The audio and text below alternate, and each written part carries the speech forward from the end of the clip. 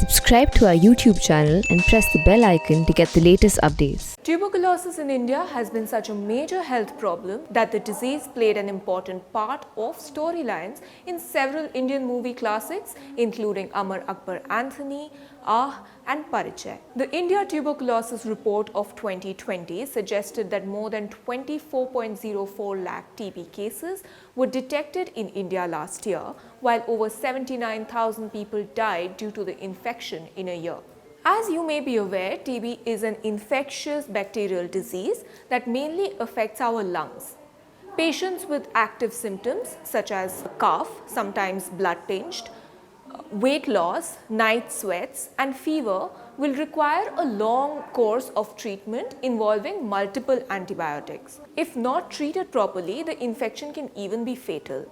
The most common treatment for active TB includes an antibiotic called rifampin, also known as rifampicin. Now, a team at the Indian Institute of Science at Bangalore have found that the drug actually causes some of the TB-infected cells to develop a thick outer wall which prevents the antibiotic from actually permeating the cell and attacking the bacteria.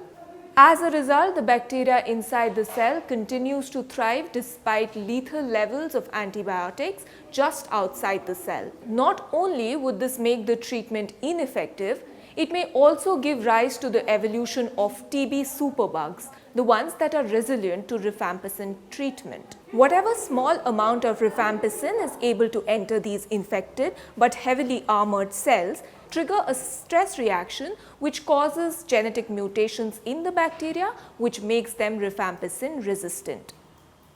Now, these mutant bacteria grow and divide, creating a new generation of bacterial cells that are resistant to the antibiotic.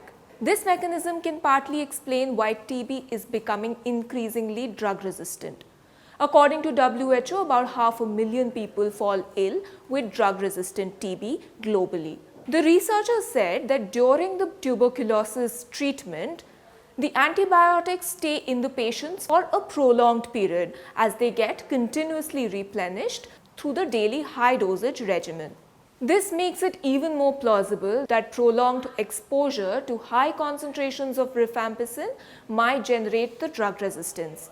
In fact, even in small proportions of the cells surviving in tuberculosis patients might contribute to the emergence of drug-resistant strains. This research was conducted in cells in petri dishes and not in human and animal models. Nevertheless, researchers say that the new findings on how TB bacteria protects itself from the antibiotics can help design new drugs that can prevent the formation of this armor and therefore arrest the spread of rifampicin-resistant bacteria.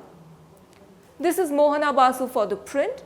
Follow us on social media for the latest news updates.